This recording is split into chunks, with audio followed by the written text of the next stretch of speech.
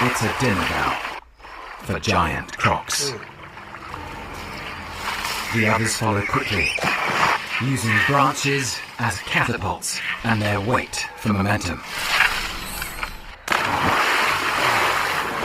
Too small to jump, babies cling to their mums.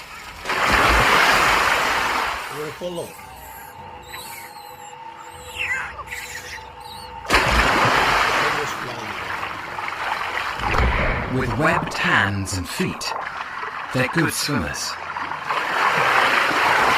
Its smaller females are slower.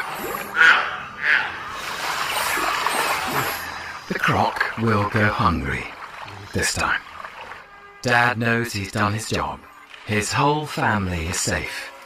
And the leaves are always greener on the other side.